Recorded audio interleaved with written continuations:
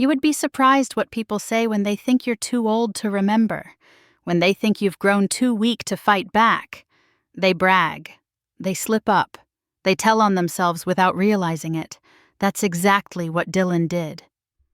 While he strutted around my house mocking me behind my back, I was sitting quietly in my favorite chair, recording every word.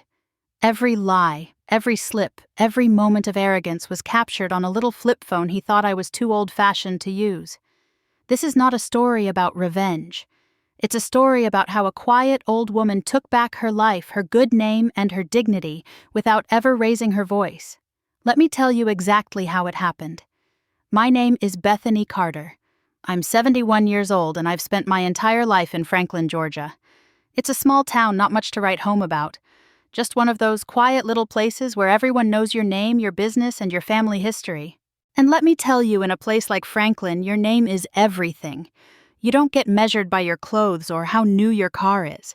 Folks measure you by something far simpler, whether your word means something, whether your name is good, and my good name, I carried it like armor. I worked for it, earned it day after day, year after year. For 40 years, I ran my little diner right at the corner of Willow and Maple. It wasn't anything fancy, just a cozy spot where the smell of fried catfish and homemade peach cobbler wrapped itself around you like a warm hug. I served generations of families, watched teenagers turn into parents, then come back through my doors with little ones of their own. I was never rich, but I was proud. I owned my house outright. Little white place with navy shutters and a porch swing that creaked in the summer breeze. No bank held a claim on it. No creditors waited in line for their dues. I paid every bill on time, never missed a payment, and kept my credit score sparkling clean, an 815 that felt like a badge of honor. It wasn't just a number on a piece of paper. It was proof. Proof that I had worked hard, lived honestly, and kept every promise I ever made. After my husband passed, God rest his soul, I stood on my own 2 feet. I ran that diner from open till close. I balanced the books, scrubbed down the counters, managed suppliers, and still had enough energy to bake 3 sweet potato pies every Friday afternoon. That diner was my heart, but when my knees began to ache and my hands started cramping in the mornings, I knew it was time. I closed up the diner with dignity, walked out of there for the last time with my head high, knowing I had done good by myself, my family, and my community. Family. Yes, family. My daughter Grace Foster was my pride and joy. I raised her to be independent, to have her own mind. She graduated college, got herself a job in Atlanta, and later moved back home when she met Dylan Miller. Ah, Dylan. Now that boy could talk the bark off a tree. He was all Southern charm and manners. Always called me Mom, not Mrs. Carter from the very first day we met. Brought me flowers every Mother's Day, even when Grace was too busy to remember. He'd be out in the yard every other Saturday, trimming the hedges, mowing the grass under the hot Georgia sun, without a single complaint. When my arthritis got bad, he was there to drive me to the doctor. When my roof needed patching, he climbed up there himself. Grace would always say, "Mama, I hit the jackpot. Dylan loves my roots, loves my family, and he loves you." And you know what? I believed her. I wanted to believe her. There's a kind of comfort in thinking your daughter married a good man. Makes you sleep easier at night knowing she's got someone solid beside her. And Dylan? He made me feel like I mattered. Like I was more than just some retired old lady stuck in a too-quiet house. At first it was small things. Dylan offering to help with my groceries, setting up my online utilities so I wouldn't have to drive to town every month. I never was one for all that online banking business. Dylan said, "Mom, you worked too hard all your life to be wasting time in line at the electric company. Let me help make things easier." And I let him. I handed over the passwords, let him set up automatic bill pays. It made sense. Why not?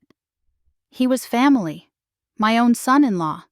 He wanted me to enjoy retirement, to rest, and I wanted to believe there were still good men in this world. Dylan played his part perfectly. He'd joke with me. "Mom, don't you worry your pretty little head about no bills anymore. I got you." Looking back now, I can see how it started. Little by little, I loosened my grip. I used to run a full diner without missing a beat, balancing every penny. Yet here I was, letting go of the very thing I was most proud of. My financial independence. Why? Because it felt nice to be cared for, to let someone else worry for a change. Grace was busy. Her job kept her on the road a lot, and Dylan became my go-to person. He showed up when I needed help, fixed things around the house, sat with me when the nights felt too long. We even started going to Sunday service together. Me, Dylan, and sometimes Grace when her schedule allowed it. Dylan made me feel safe. He made me feel like after a life of struggle I could finally lean on someone. And for the first time since my husband passed, I allowed myself to lean. I allowed myself to breathe. I didn't realize then how dangerous it is to lean too far without checking who's holding you up. As the months turned into years, Dylan's involvement grew deeper. I wasn't paying bills anymore. I wasn't checking statements anymore. He'd wave off my concerns with a smile. "Mom, your money's safe with me. I'm just making sure you don't get caught up in any of them senior scams you hear about on the news." And because I wanted to believe, I smiled back and said, "Thank you, son." Looking back, I wonder if there was a moment, just one moment, where I could have seen it coming. Maybe when Dylan asked me to sign a few papers just to update the utility accounts. Maybe when he encouraged me to take a vacation with Grace while he handled the household expenses. Maybe when I stopped seeing my own bank statements in the mail. But the truth is, it happened the way most betrayals happen. Not in a loud crash, but in a quiet slide. You don't notice the slope until you've already fallen too far to climb back on your own. At 71, I thought my hardest battles were behind me. I thought I had earned my peace, my quiet. I thought I had earned the right to rest on the strength of my good name. I didn't know then that the person chipping away at my name was already sitting at my dinner table calling me Mom. And I surely didn't know that the real fight of my life was just beginning. Looking back now, it's almost laughable how blind I was. Almost. Except there's nothing funny about watching your life's work crumble in your own hands. At the time, I was just grateful. Grateful that Dylan seemed to care about me in ways I didn't even realize I needed. When my knees flared up and I couldn't drive into town, Dylan stepped in. He offered to handle everything. Electric, gas, water, even property taxes. "Mom," he said with that easy, comforting smile, "you've done enough. Let me take care of these little things." And so little by little I let go. It felt so innocent, so simple. He'd log into my accounts on the tablet Grace had given me. He set up auto payments, made sure everything was handled while I focused on enjoying my golden years.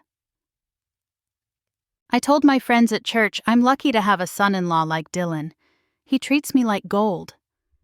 But behind the smile, behind the honeyed words, Dylan was busy playing a game I didn't even know I was part of. It started with the credit cards. The first one came in the mail addressed to me, but I never saw it.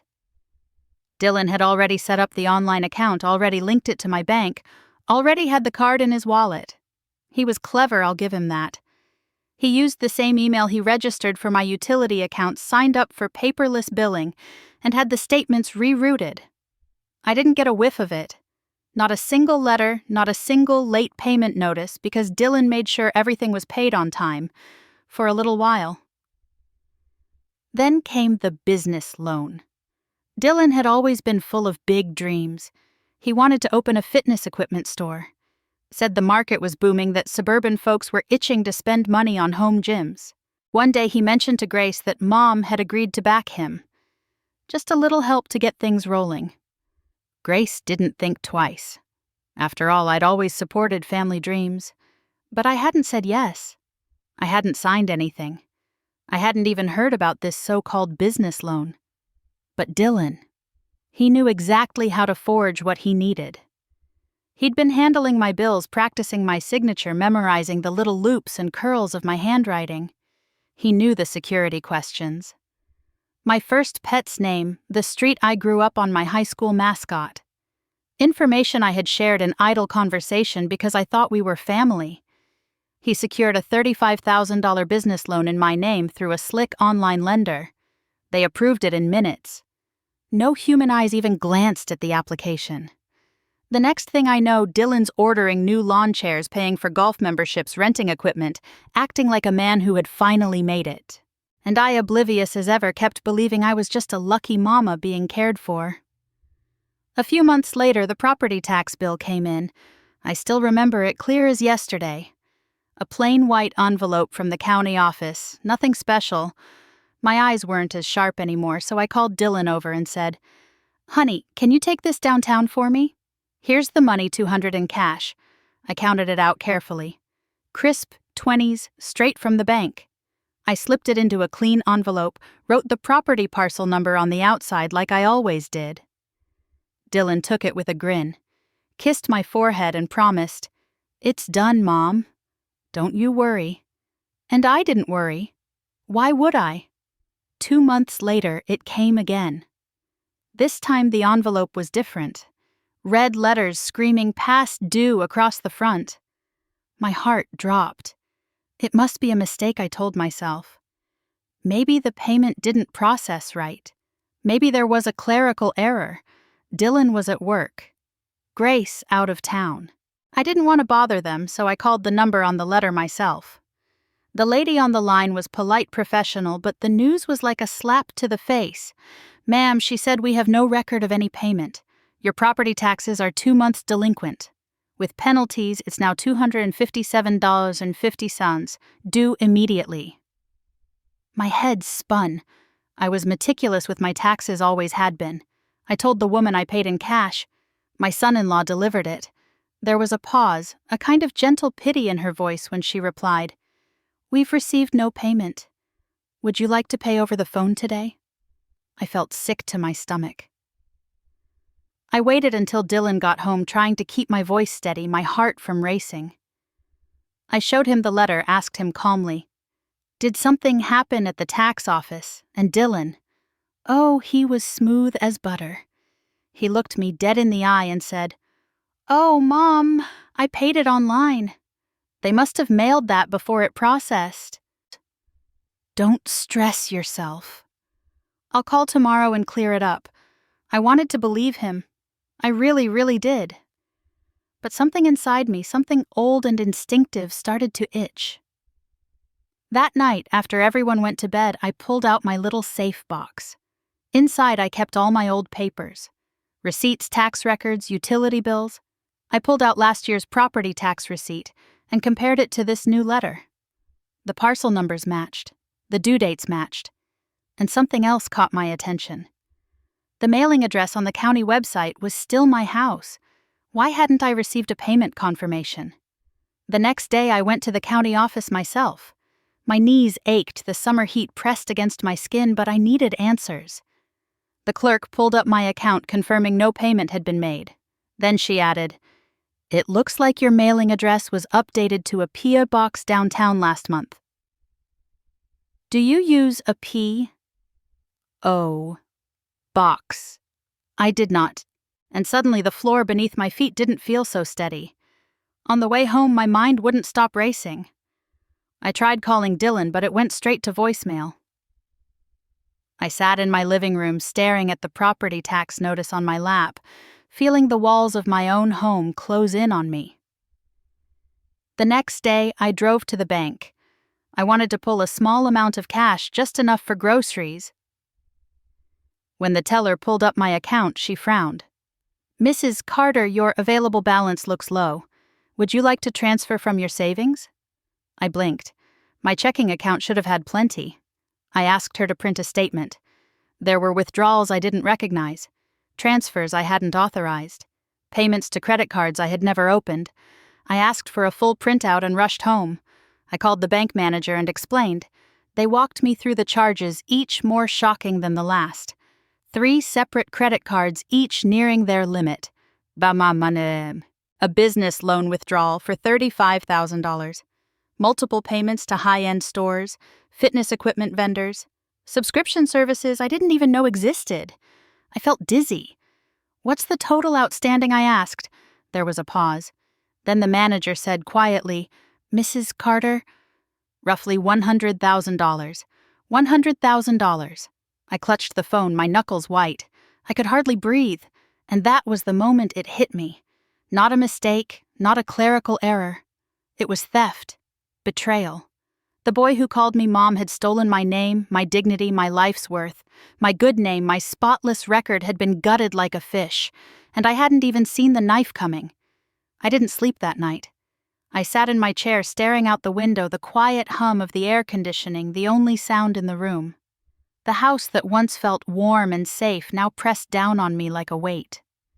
My hands trembled as I sifted through the bank statements and county notices spread out on my lap. My heart kept whispering the truth I didn't want to hear.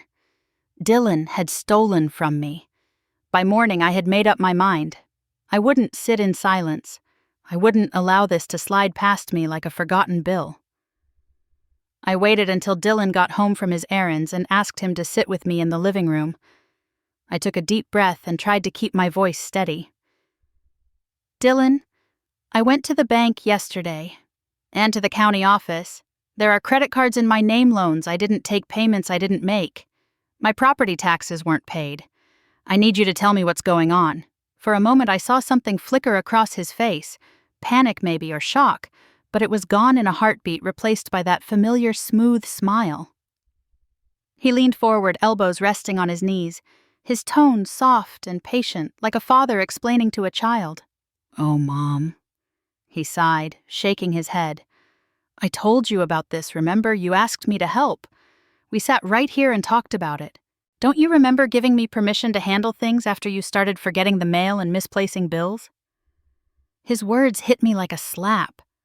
My mouth went dry. I never said that I whispered, but he cut me off. His voice coated in false concern. "It's okay, Mom. It happens. You've been so tired lately. You've been forgetting things more than usual. Grace and I have talked about it. We just didn't want to upset you." I felt like the ground was shifting beneath me. He was gaslighting me, twisting reality right in front of my eyes. My breath quickened and my chest tightened as I tried to push back. "I don't forget things." I protested, my voice cracking. But Dylan only smiled wider, like I had just proven his point. "Exactly," he said softly. "You don't think you forget. That's why I've been helping more. You don't need to worry about any of this. It's all handled." Before I could gather my words, Grace walked through the door. Dylan called out to her. "Hey, honey, we're just talking about Mom's accounts." Grace's cheerful smile faded into a concerned frown as she walked over to us. "What's going on?" Dylan's performance shifted into high gear. His voice turned gentler. His shoulders sagged as if weighed down by responsibility. "Your mom's just a little confused, baby. She forgot we set up some payments for the business, handled her taxes. She's been stressed out, poor thing." I turned to Grace, desperation bubbling in my chest. "No, honey, I didn't forget. I didn't agree to anything. I never signed those papers." But Grace's expression shifted from concern to hesitation. Her brow furrowed and she glanced between Dylan and me. "Mama, you've been forgetting things lately. You lost your medication last week, remember? And you missed your dentist appointment. Dylan's just trying to help." My heart shattered right there in that room. My own daughter, my Grace, looking at me not as the strong, capable mother who raised her, but as a fragile old woman whose memory was slipping through her fingers. I shook my head slowly, my voice barely a whisper. "I'm not crazy. I'm not forgetful. He's lying." But Dylan, cool as a cucumber, wrapped an arm around Grace's shoulders and kissed her temple. "It's okay, Mom. We're not upset. You've always been so independent, it's hard to ask for help. But you have us now. Let us carry some of the weight." And just like that, the conversation was over. Grace walked into the kitchen to start dinner, Dylan humming behind her like everything was fine. And I sat there paralyzed in my own home, swallowed whole by their story.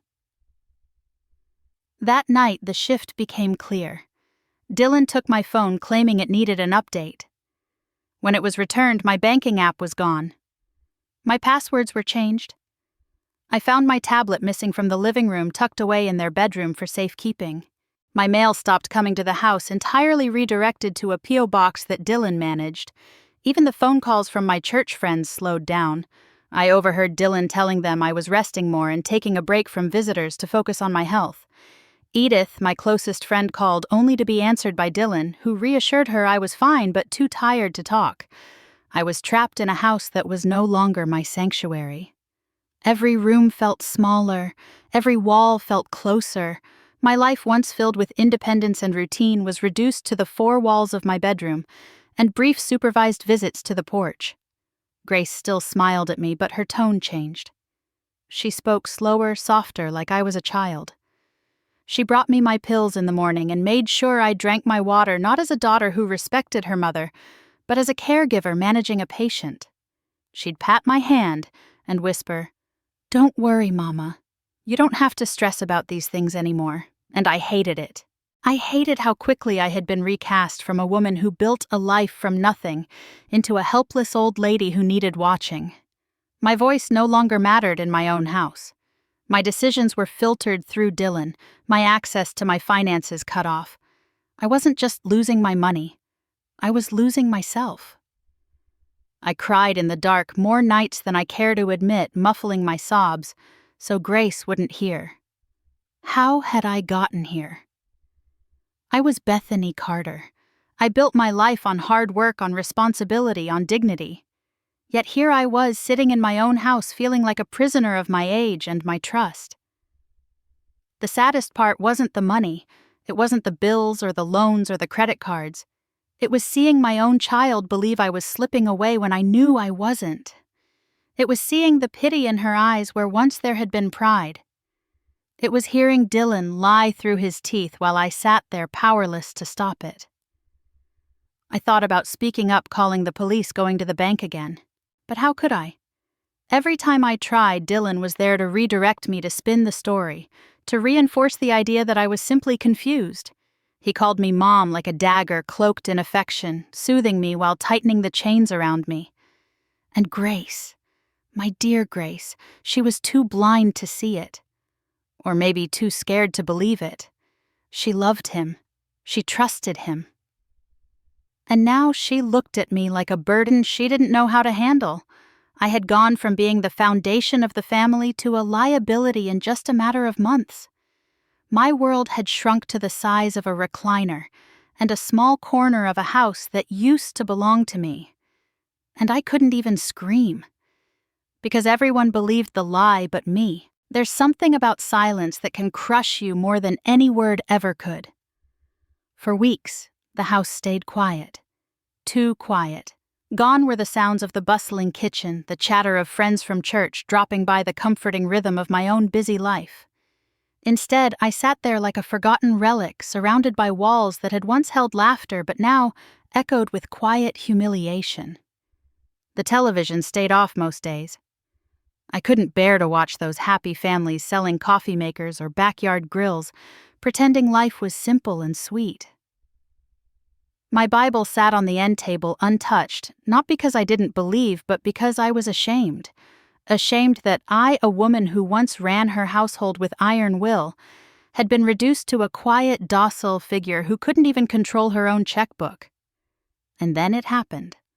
On a hot Thursday afternoon when the house hummed with summer heat and the only company I had was the dull whir of the ceiling fan. I didn't mean to turn the radio on. My old kitchen radio was gathering dust near the back counter, hidden behind a stack of unused recipe books. I think my fingers reached for it out of habit, like muscle memory. I hadn't touched that radio in months, maybe longer. The dial crackled to life, spitting out static before settling on a familiar voice, strong and steady. It wasn't music. It wasn't a weather report. It was the voice of Clara Wright, a woman I hadn't heard on the airwaves in years. Clara Wright wasn't just any lawyer. She was a legend in Georgia. I remembered hearing her name decades ago when she took down a crooked housing developer who tried to cheat elderly homeowners. Her voice hadn't changed. Rich, commanding, the kind of voice that made you straighten your back even when sitting alone in your kitchen. I leaned in, my hand instinctively turning up the volume. Clara was giving a keynote address at a senior advocacy summit. her words cutting through the stale air like a fresh breeze. "There comes a point," Clara said, her voice firm, "when silence stops being peaceful and starts becoming permission. There comes a point where if you sit by and watch your name be dragged through the mud, you're no longer a bystander. You're a participant." I felt something in my chest stir for the first time in weeks. My lips parted slightly, my fingers tightening on the armrest of my chair. "Too many good people," Clara continued, "have been taught to sit quietly in their suffering. To let predators walk through their doors, sit at their tables, and pick apart their dignity piece by piece. But I am here to tell you, there is no virtue in letting yourself be destroyed. There is no honor in letting your name be used like a dirty rag." My eyes burned. I hadn't cried in weeks. I thought I didn't have any tears left, but hearing her words, it was like a dam broke loose.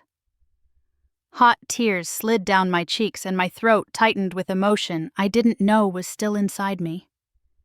Clara's final line rang out like a church bell on Sunday morning. "Never sit idle while your good name is being stolen. Stand up. Even if your legs tremble. Speak up. Even if your voice shakes. Protect the dignity you built, because no one else will."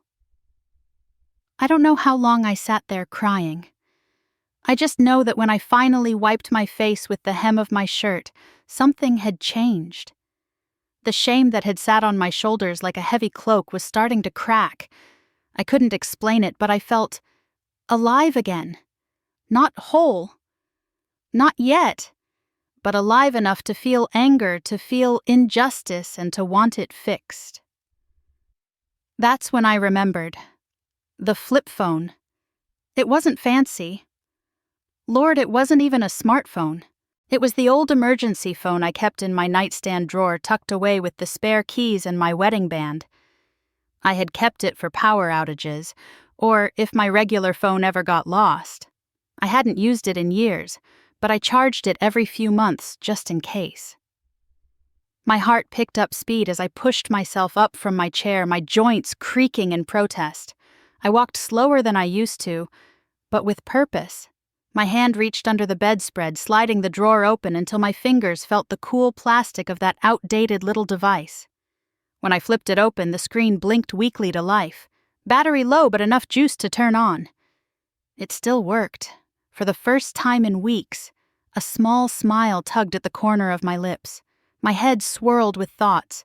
I couldn't access my accounts, couldn't check emails, couldn't walk into a bank without Dylan shadowing me like a watchdog.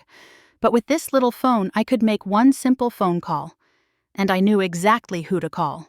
I had seen it on the pamphlet the county had mailed last year. Resources for seniors dealing with fraud and financial exploitation. Back then, I tossed it aside, thinking it was meant for people who were careless people who didn't pay attention. How foolish I'd been. I sat back down in my chair, gripping the phone tightly as I dialed the number printed in bold letters on the back of the pamphlet, the Senior Fraud Protection Helpline. The line rang once, twice, and then a soft, calm voice answered. "Senior Advocacy Support. This is Marlene speaking. How can I help you today?" My throat caught for a moment. I almost hung up. Part of me still felt ridiculous, like I'd sound like a babbling old woman. But then I thought of Dylan's smug smile. I thought of Grace's pitying eyes. I thought of my empty checking account and the red notice screaming past due.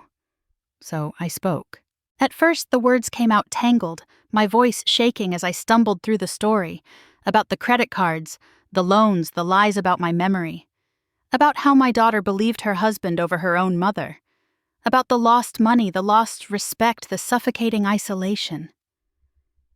Marlene didn't interrupt me once. When I finished, there was a brief silence before she spoke in a tone that was both soothing and strong. "Mrs. Carter, everything you just described is more common than you think. You are not crazy, you are not confused, and you are not alone." Tears returned to my eyes, but this time they were different. They weren't tears of weakness. They were tears of someone finally being heard. Marlene explained the steps ahead. She told me about the fraud hotline, the legal resources available, and how there were organizations ready to stand beside me to fight with me. She told me I had rights, that even at 71 I wasn't too old to stand up for myself. She asked if I had proof. Old signatures, bills, anything to show what my handwriting looked like before Dylan started tampering with my accounts. I did. It was buried in the old tin box under my bed, the one with faded roses painted on the lid where I kept all my important documents since my wedding day. By the time I hung up the phone, I had a mission. I wasn't helpless. I wasn't senile. I was Bethany Carter, a woman with a lifetime of honesty, and I was about to reclaim every piece of myself that had been stolen. I looked down at my wrinkled hands, once so strong from years of running a diner, now soft but still steady enough to make things right. And for the first time in too long, I whispered aloud to myself, "You picked the wrong old woman, Dylan Miller." The very next morning, I woke up before the sun. For the first time in weeks, I wasn't dreading the day ahead. My heart still ached, but beneath the sadness was something stronger. Resolve. The woman Dylan thought he had silenced was wide awake now, and I was about to make sure he never saw me coming. I waited until the house was empty. Grace had left for an early shift, and Dylan had gone to meet some business contact. I didn't care where. The moment their car disappeared down the street, I grabbed my flip phone, slipped on my sandals, and walked to my neighbor's house 2 doors down. Edith Brooks. If anyone could help me navigate this mess, it was Edith. She'd been my friend for 30 years. We sang together in the church choir, sat together at every potluck, and weathered the storms of life side by side. Edith wasn't just a good friend. She was sharp as a tack, and everyone in Franklin knew it. I knocked softly, praying she was home. Moments later, Edith opened the door, blinking in surprise. The moment she saw my face, all color drained from her cheeks. "Bethany, what's happened?" she whispered, pulling me inside. We sat at her kitchen table, and I told her everything. The debt, the lies, the gaslighting. I showed her the bank statements, the overdue tax letter, the printouts from the library computer that confirmed the accounts opened in my name. Edith listened without interrupting, her face hardening with every word. When I finished, she took a long breath and said, "Beth, this isn't just family drama. This is fraud. This is identity theft, plain and simple." She disappeared into her study and returned with a notebook already full of numbers and names. Edith, as it turned out, had been helping a few older ladies in town who had dealt with something similar. She flipped to the right page and pointed to a name written in neat block letters. "Grant Turner," she said firmly. "He's a lawyer in town. Young but a good one. He takes on elder financial abuse cases pro bono through the senior advocacy program. I'm calling him now. Within an hour, Grant had called me back. Like, his voice was calm, reassuring, but there was steel underneath. He wasn't just kind. He was ready for battle. I told him everything again slower this time, making sure he understood the full extent. "You've already done more than most victims manage," Grant told me. "You've caught it early, you've got the documents, and you've got the right instincts. Now we need evidence. Solid, undeniable proof." My stomach tightened. "What do you mean, don't I have enough already?" "Almost," he replied, "but for court. Especially to clear your name with banks and creditors. We need to show deliberate fraud, and nothing stronger than catching Dylan admitting it in his own words." That thought sent a shiver down my spine. Dylan was careful, sly. Would he ever confess? Grant chuckled, sensing my hesitation. "Trust me, Mrs. Carter, a man like that? His biggest weakness is his own pride. Men who lie and steal like Dylan, they always want to feel smarter than everyone else. They brag when they think no one's paying attention. You just have to know how to listen."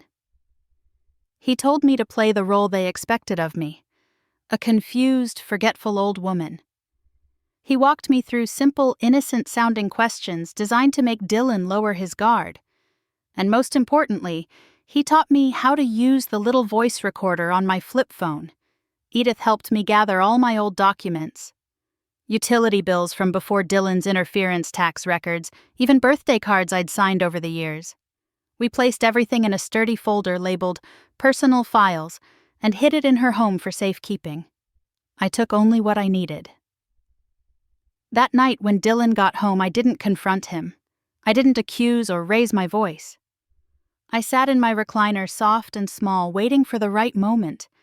It came quickly. Dylan swaggered into the living room, bragging about how much money he was about to make from a business deal. I smiled politely, reached for my flip phone on the end table. And with a quick movement, Grant had taught me, I pressed the record button without anyone noticing. Then I leaned forward just a little, keeping my voice light and fragile. "Dylan, remind me again, honey. What was all that money you borrowed under my name used for? I just don't remember all the details." Dylan didn't even blink. His chest puffed up with pride. He launched into a rambling explanation about how he'd saved the family business, kept Grace living comfortably, and how if it wasn't for me, Mom, you'd be struggling with bills and headaches. I nodded along, pretending to forget details, prompting him with little questions. Every sentence out of his mouth made my stomach turn, but I stayed quiet, recording it all. And then it happened. He laughed, shaking his head, and said the words that made my heart stop. "You should thank me, Mom. I used your name because you got that good credit. It's not like you were using it for anything. You were just sitting on it while I had bills to pay and business to run." My hand clenched on the phone, but my face stayed blank. He kept going, not knowing he was digging his own grave. The next day I tried again. I caught him in the kitchen while he was paying bills on his laptop. I casually mentioned that tax payment. "Did you get that handled, Dylan?" I worry sometimes about forgetting these things. He waved a hand dismissively. "It was just $200. I needed it for something more urgent. It wasn't like they'd take the house away for a couple of months behind." Every word, every admission was captured. Within a week, I had hours of recordings. Dylan admitting to taking out credit cards. Dylan mocking my good name. Dylan explaining how he switched my mailing address. Dylan bragging about manipulating Grace into believing I was slipping mentally.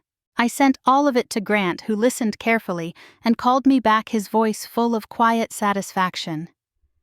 "This is more than enough," he said. "This is ironclad.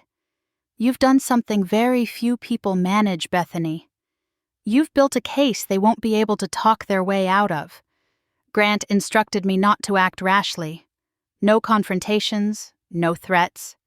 We needed to move legally strategically so that when the hammer fell, it would be swift and unavoidable. I listened.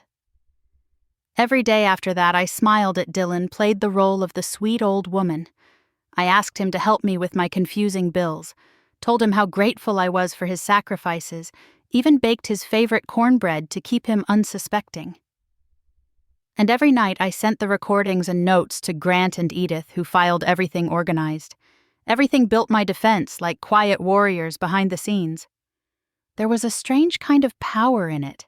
Sitting at my kitchen table eating fried chicken while the man who stole from me unknowingly confessed his crimes 2 feet away. It wasn't revenge exactly. It was justice growing silently like a storm cloud, waiting for the right moment to break. And it was coming. Soon.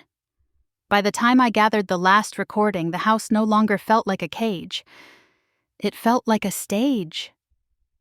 Dylan strutted through it like a star in his own delusional play, never realizing the curtains were about to drop on his act. Grant Turner, my lawyer, worked quietly in the background, his voice calm but sharp every time we spoke on the phone. He didn't just see this as a fraud case. He saw it as a full assault on my dignity, and he took it personally. "Mrs. Carter," he said one afternoon, "we don't just have enough to get your money back. We have enough to destroy this man's scheme from the root. But we're going to do it properly. No yelling, no drama. We'll let the law do the shouting for us." I smiled to myself, imagining Dylan's cocky grin evaporating once he realized his house of cards was about to collapse. Grant explained every step of the plan in detail. First came the official filings. Multiple complaints lodged with the Federal Trade Commission, documenting every fraudulent account, every forged application. He filed a formal identity theft report, submitting every bank statement and every single audio clip where Dylan practically bragged about what he was doing. Grant knew the law like the back of his hand, and by the time he finished there was a trail of legal evidence stacked high against Dylan Miller. But the brilliance of Grant's approach wasn't just legal, it was psychological. He understood that Dylan thrived on control, on thinking he was the smartest man in every room. Grant wanted to strip that power away piece by piece. "We're sending a formal legal summons," Grant explained, "but we're not telling him what it's about. Just an urgent meeting request addressed to Dylan Miller and Grace Foster concerning financial and legal matters involving Mrs. Bethany Carter." That envelope landed in our mailbox on a gray Thursday afternoon. I watched from my favorite chair in the living room as Dylan sifted through the stack of letters. The usual junk mail, a grocery flyer, and then his fingers froze. Thick paper. Professional envelope. My lawyer's firm printed in crisp blue ink on the corner. His forehead creased. He turned the envelope over, checking the back, then glanced toward me.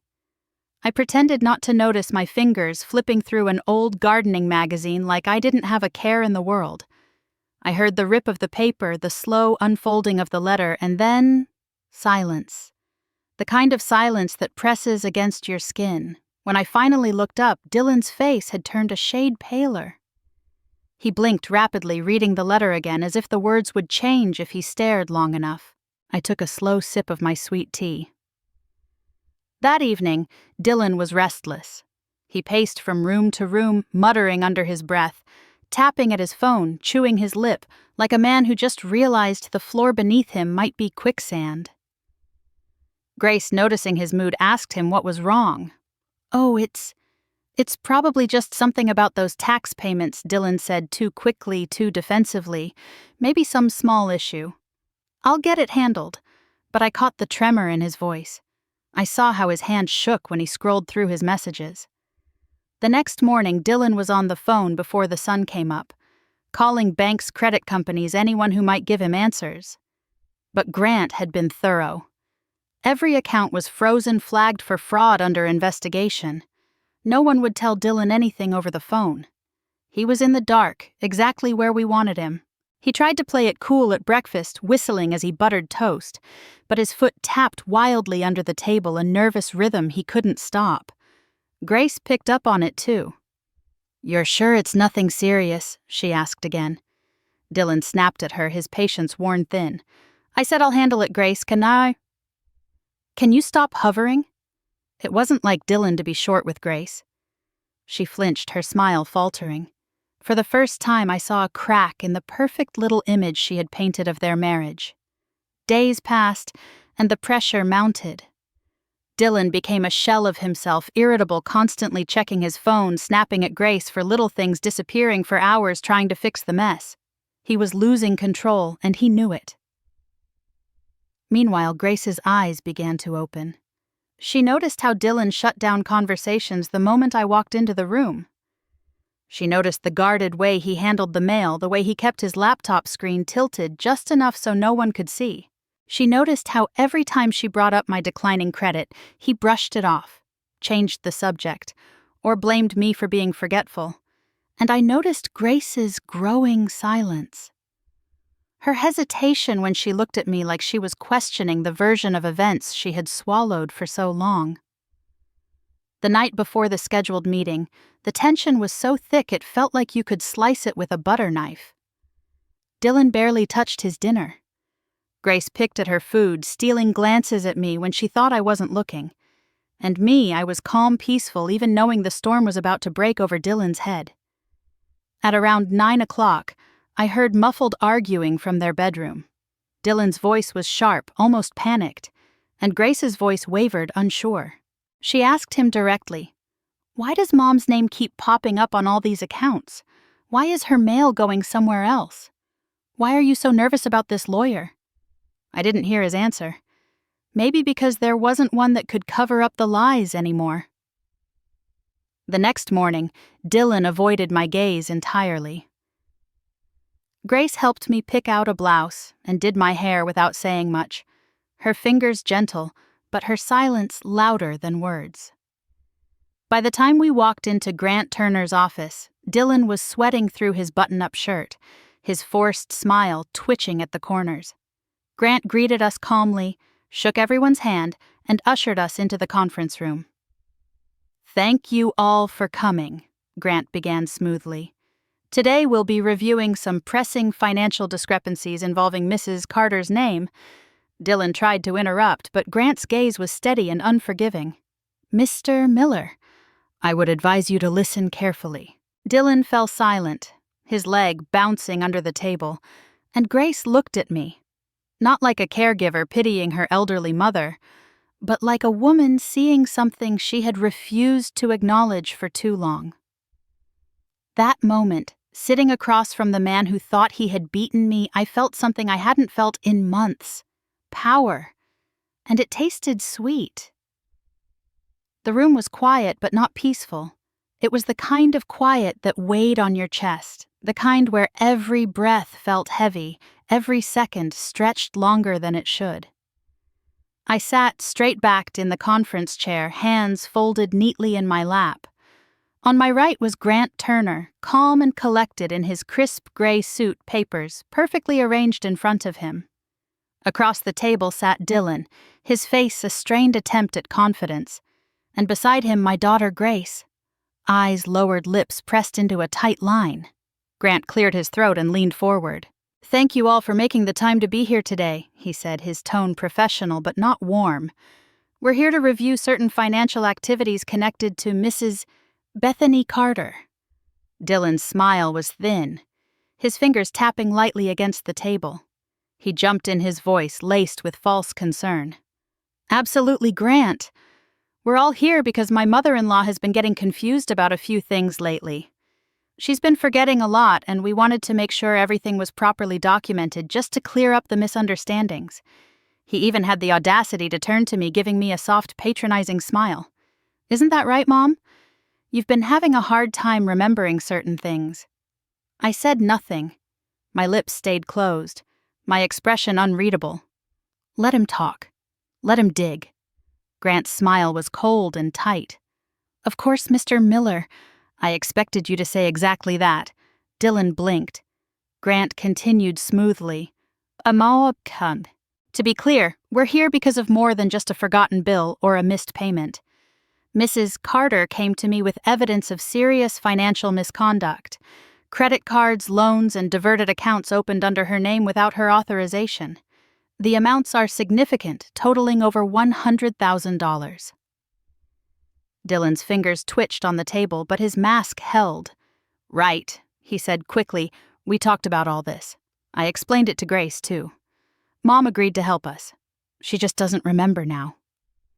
Grant reached into his briefcase and pulled out a thick folder.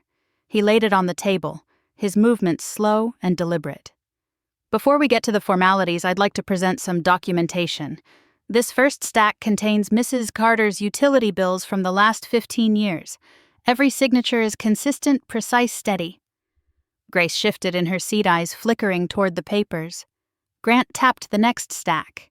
"And this," he said evenly, "is a set of credit applications, personal loan requests, and contractual agreements tied to various financial institutions. All made under Mrs. Carter's name." Dylan's jaw tightened, but he pressed on. "I'm sure that was all discussed." Grant didn't blink. "We had a certified handwriting expert review these documents," he interrupted, voice firm. Their conclusion was unequivocal. The signatures on these applications were not written by Mrs. Carter. In fact, they show evidence of intentional forgery. Dylan's posture stiffened, a drop of sweat sliding down his temple. Grace's fingers curled in her lap. And Grant continued, his voice dropping slightly. "We're not just relying on handwriting analysis." He reached into his briefcase again, pulling out a small, unimpressive-looking gray flip phone. He placed it gently on the table, letting it sit there for a moment before pressing play. At first the room was so silent we could hear the faint hiss of the recording. Then Dylan's own voice filled the space crystal clear. "You should thank me, Mom. I used your name because you had good credit. You weren't using it, and I had bills to pay and a business to run." My stomach twisted hearing it again, but I kept my head high, my face calm. Dylan's lips parted, a tremor running through his hand as his eyes darted to the phone like it had come alive to bite him. Grant pressed the button again, and another recording played. For God's sake, it was just $200. I needed it for something more important than taxes. It's not like they'd take the house away for a little delay. Grace's head snapped up, her wide eyes shooting to Dylan, her body recoiling slightly. Grant kept going, each press of the button hammering another nail into Dylan's coffin. You know what the banks look for? Stability. Old folks with good credit scores. It was easy. They don't even ask questions when you fill out everything online. Dylan swallowed hard, his mask crumbling by the second. I turned my gaze to Grace. I wanted to see it in her face. The moment she realized the man she trusted had been lying to her, to me, to everyone. Her lips trembled, her eyes glistened. She blinked fast, trying to keep her composure, but the truth was too loud to ignore. Grant let the last recording finish before leaning forward. His voice was smooth but lethal. "That's your voice, Mr. Miller? Multiple confessions admitting to financial exploitation, forgery, and intentional fraud." Dylan's hands were shaking now, his shoulders rising and falling with every breath. "And we're not stopping there," Grant continued. "Mrs. Carter has filed a formal report with the Federal Trade Commission, the local police, and several financial fraud organizations. This case isn't going away quietly. The authorities will be following up. There are consequences, serious legal consequences for what you've done." Dylan's face drained of color. His mouth opened and closed like a man gasping for air. But Grant added, "Mrs. Carter is willing to settle civilly under strict terms, including full financial restitution, public acknowledgement of wrongdoing, and permanent relinquishment of any claims to her estate or property. Otherwise, we proceed to criminal court." The room stayed silent. Dylan's breathing was ragged sweat dampening the collar of his shirt. He tried to glance toward Grace for some shred of support, but she didn't meet his eyes.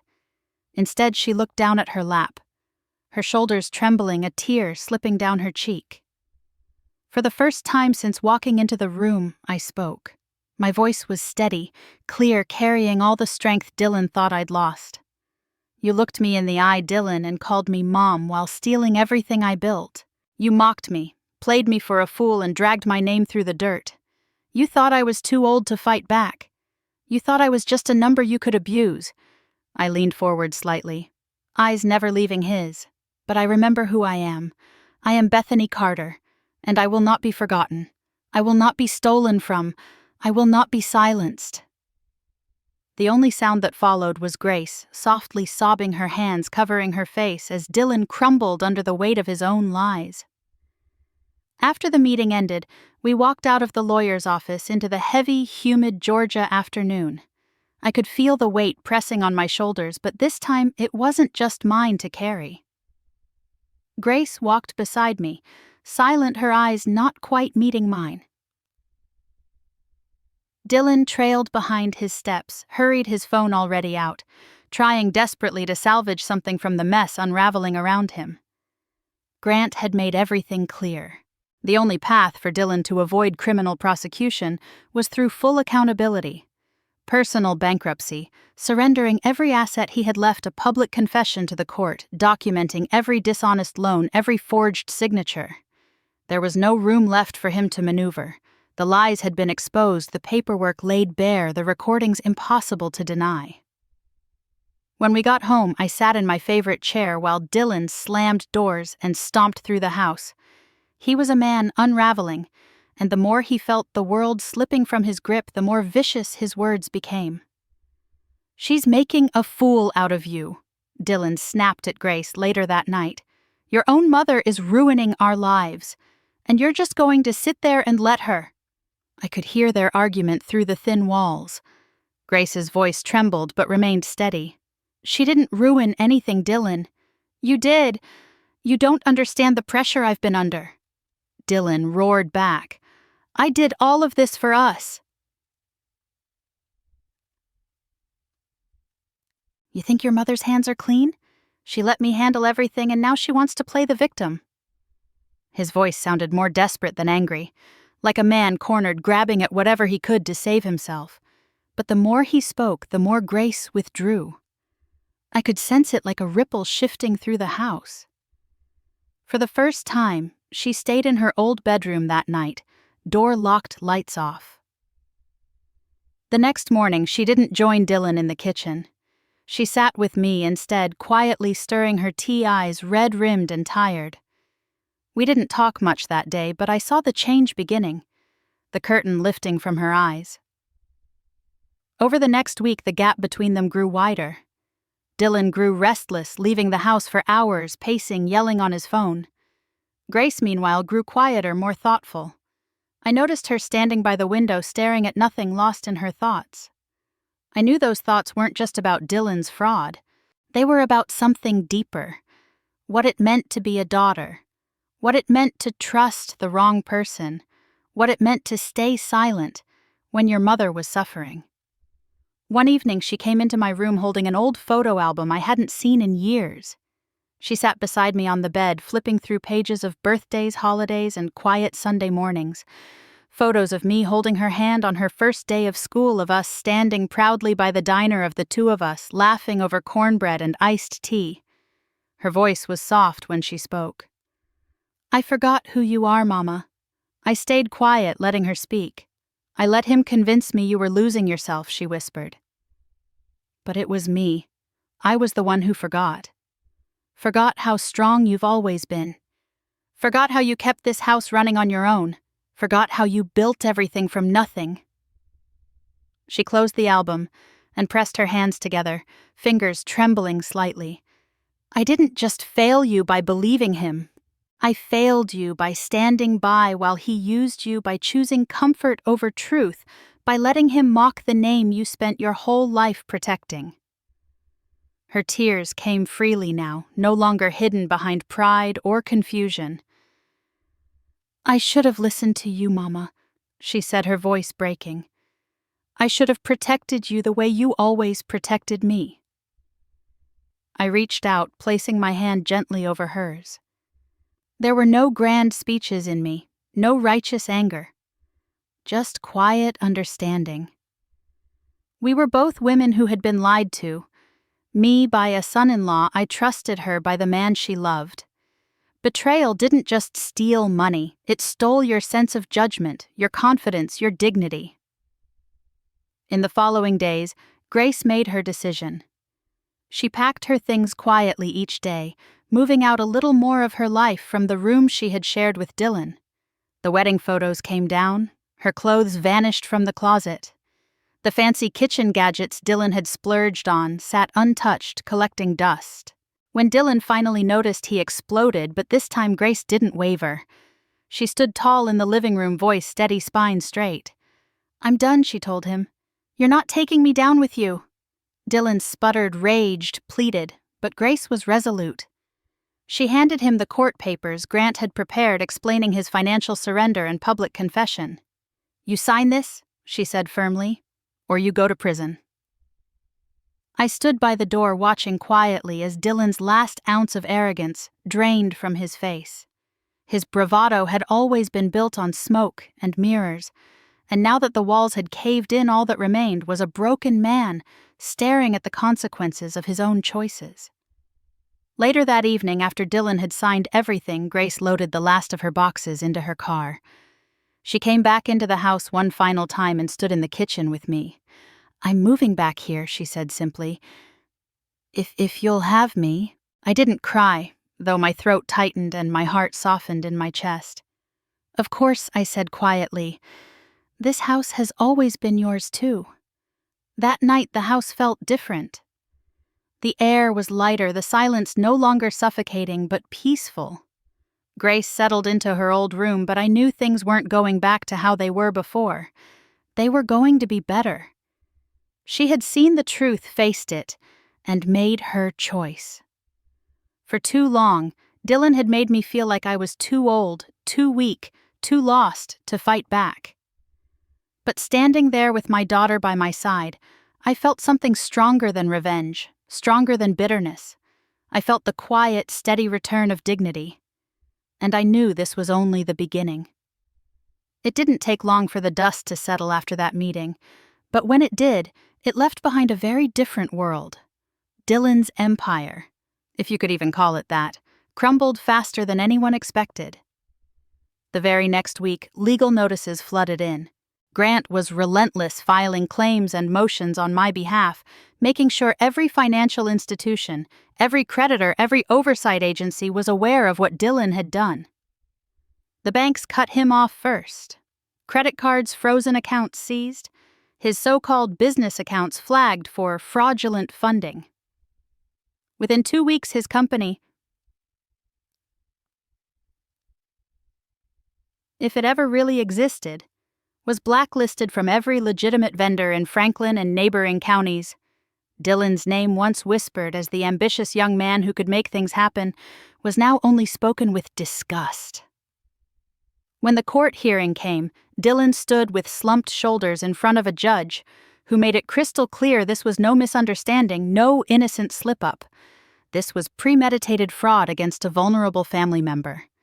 The judge issued a public declaration of his guilt, ordering Dylan to file for supervised bankruptcy. Every single liquid asset he had, bank accounts, vehicles, leftover business inventory, was seized to begin paying down the fraudulent debts in my name. It wasn't enough to cover the total damage, but it was enough to strip him bare.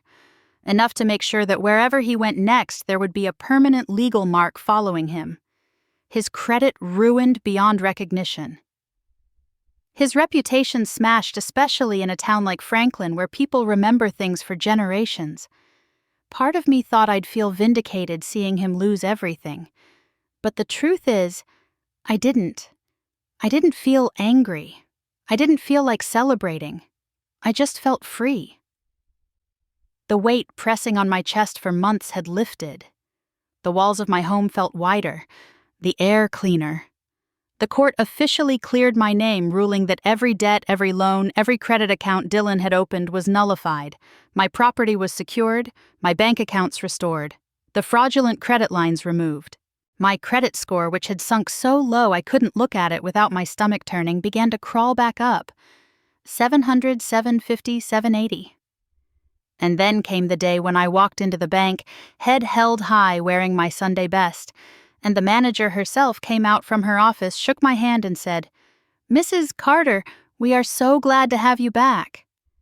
I walked out of there with a fresh account, a renewed credit line, and something I hadn't felt in months: respect. Grant and I celebrated with Edith at my house over tea and lemon pound cake. We talked not about revenge, but about restoration. Because that's what this was really about. Not tearing Dylan down, but building myself back up. But my story wasn't just going to end there. I knew there were other people like me. People sitting in their quiet homes afraid to speak up, embarrassed to admit they'd been taken advantage of. People whose voices had been drowned out by manipulative smiles and calculated lies. People who thought it was too late to reclaim their dignity, and I wasn't going to let them sit in that silence. That's how Soul Kitchen was reborn. The old diner building still stood proudly on Main Street, though it had been empty for years. The windows were dusty, the door stiff with disuse, but beneath the neglect was the heart of something good, something honest. I called in a few old friends, some local volunteers, and we gave it a new purpose. Not a business, but a community space. Soul Kitchen wasn't going to serve paying customers anymore. It would serve those who needed something far more important: knowledge, empowerment, and a sense of belonging. Once a month, we opened the doors wide. Edith helped me coordinate the first few gatherings. Free gumbo, fresh cornbread, sweet tea that could make even the sourest neighbor smile. But alongside the food, we served stories. My story. Edith's story. Stories from others who had been scammed, manipulated, or left feeling powerless. We invited guest speakers, attorneys from the Senior Advocacy Program officers from the local sheriff's office, fraud prevention specialists from the bank. We ran workshops on recognizing scams, understanding financial rights, and protecting assets from opportunists, even the ones who wore friendly faces at family dinners. And people came, more than I ever expected. At first it was just a handful. Friends from church, neighbors, folks who had known me for decades. But the numbers grew. They came from all over the county, even a few from out of state. Men and women who had lived through similar betrayals, who carried the same heavy shame I had once felt. They came for food, yes, but mostly they came to feel human again.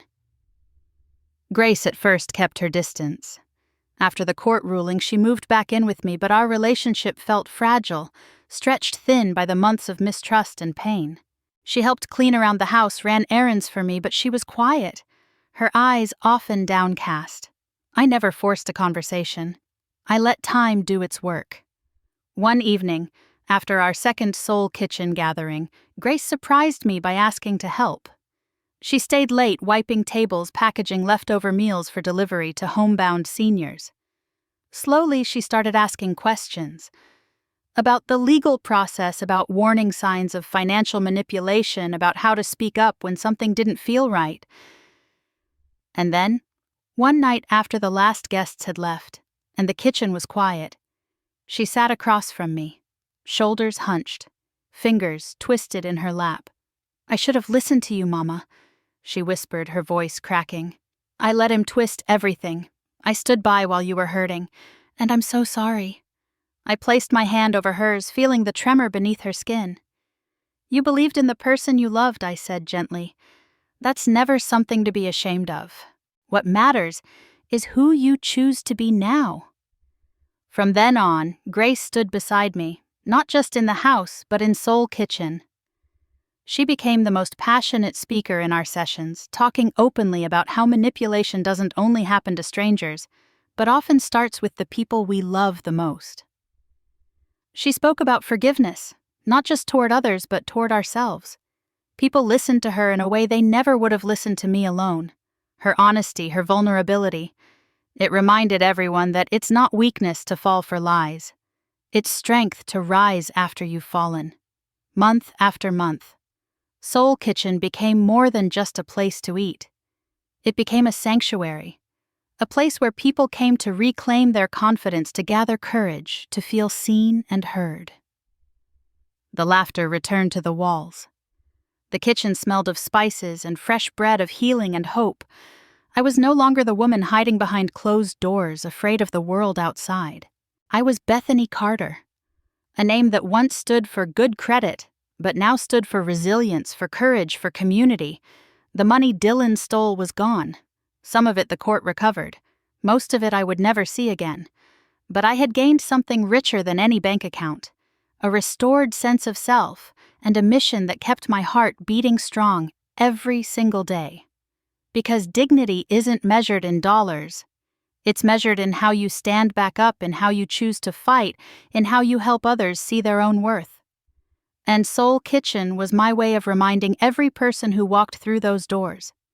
No matter how old you are, no matter how much you've lost, your story isn't over. Not yet. The kitchen smelled like home again.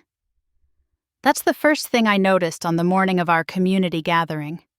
Not the ache in my knees or the familiar creak of the front porch, but the rich, warm aroma rising from the big black cast-iron pot on the stove. It was gumbo day. The doors of Soul Kitchen were about to open, and my house, my little corner of Franklin, Georgia, was alive again. It had been months since Dylan left, since the court hearings ended, since the final signature dried on those legal papers. The quietness in my house had shifted, from the loneliness of betrayal to the peace of reclaiming myself. And now that quiet had been replaced with laughter, chatter, and the rhythmic clatter of spoons against cast iron. Friends I hadn't seen in years were coming back through my doors. Edith was in the kitchen with me, moving like she'd never missed a day. Grace stood by the counter, carefully chopping onions, still blinking away a few tears from the strong bite, but smiling all the same. And as the first guests arrived, I watched people settle into chairs with ease, as if the weight they carried had been left outside with their umbrellas. Soul Kitchen was full again. Not full with customers exchanging dollars for meals, but full with neighbors exchanging stories, sharing warmth, lifting each other up. We weren't serving food to make a living anymore. We were serving dignity one bowl at a time.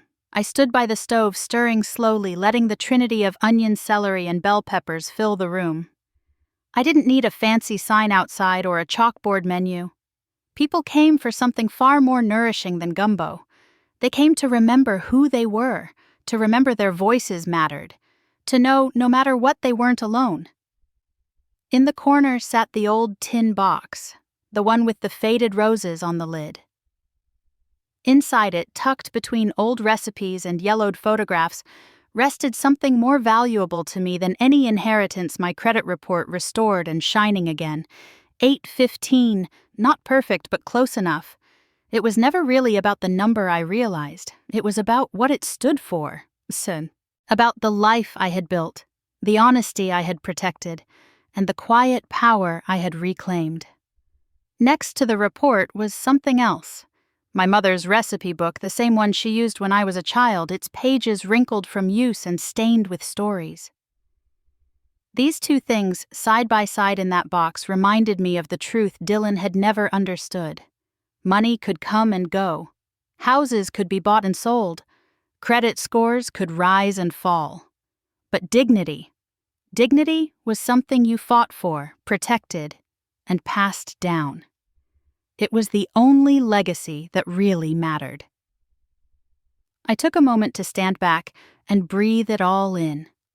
The familiar creak of the back door as more neighbors arrived, the sweet smell of cornbread warming in the oven, the joyful noise of people sharing memories and new beginnings. Grace called me over when the first guest stood up to speak. It was an older woman, Mrs. Peterson, from across town. Her voice shook at first, but she spoke about how she'd been tricked into signing over power of attorney to a nephew who drained her savings. She said she had been too ashamed to tell anyone until she heard about Soul Kitchen, until she realized there was a place where she wouldn't be judged. As she finished, there was a round of quiet, respectful applause followed by nods of understanding from around the room. I saw Edith wipe her eyes and Grace squeeze the woman's hand. Then another man stood up, then another and another. Each person sharing their own story of betrayal, of loss, of struggle. But there was no bitterness in the room, no vengeance, only healing. When it was my turn, I kept it simple. I used to think my greatest asset was my home. I began my voice steady but warm. Then I thought it was my savings or my credit score or the little diner I built with my bare hands. But I was wrong. I paused, letting my eyes sweep across the room. Faces of old friends, new friends, people who had been broken and were stitching themselves back together sat waiting. My greatest asset, I continued, was always my good name. Not because it helped me get loans or pay my bills, but because it was the proof of who I was, of how I lived, of what I stood for. And no one, no matter how smooth they talked or how close they stood to me, had the right to take that away. The room stayed silent, soaking in every word. So I fought, I said simply, and now so can you. There were no cheers, no standing ovations. Just soft smiles, nodding heads, and the shared understanding of people who had walked through fire and come out standing. After the gathering ended, after the last bowl was washed and the chairs were stacked. Grace found me standing in the kitchen, my hand resting gently on the old tin box. "You've turned this place into something incredible, Mama," she said quietly. I smiled, feeling a deep sense of peace. "It was never about me," I replied. "It's about showing people they don't have to stay quiet. About reminding folks that their story doesn't end just because someone else tried to write a bad chapter." Grace's eyes softened, her voice thick with emotion. "Thank you for forgiving me, for letting me come back." I turned to her, squeezing her hand. Forgiveness doesn't mean forgetting Grace. It means building something stronger on top of the pain. You stood up when it counted. You made the right choice when it mattered. That's what I'll remember. And that was the truth. Years from now, when people talked about Bethany Carter, I didn't want them to remember me as the woman who lost everything. I wanted them to remember me as the woman who reclaimed it, who fought back with quiet strength, who used her voice when others told her to stay silent, who rebuilt not just her name, but a place where others could find their own courage again. As I closed the tin box and placed it back on the shelf, I realized something even deeper. Standing up for your dignity wasn't just about setting the record straight. It was about lighting a path for others, about saying, if I can do it, you can too. It was about reminding people everywhere of every age and every story that when you rise for your good name, you're not just reclaiming justice. You're restoring hope. You're restoring a community. You're restoring yourself. And sometimes that's the most powerful legacy you can leave behind. I turned off the kitchen lights, walked out onto the porch, and watched the sun set over Franklin, Georgia. And for the first time in a long time, I knew. My story wasn't just mine anymore. It was ours. Thank you for spending this time with me today. If this story touched your heart, I'd love to know. Have you ever been in a moment where you felt unheard, or where your kindness was mistaken for weakness? Have you ever found the quiet strength to stand up for yourself or someone you love? Please share your thoughts in the comments below. I read every word because your story matters too. This channel is a place where voices like yours are always welcome. If you'd like to hear more stories of resilience, quiet power, and finding dignity in the most unexpected moments, make sure to subscribe to the channel. And don't forget to click the notification bell so you never miss a new story that might just inspire you or someone you care about. Thank you for being here. And until next time, take care of your heart, your dignity, and your good name.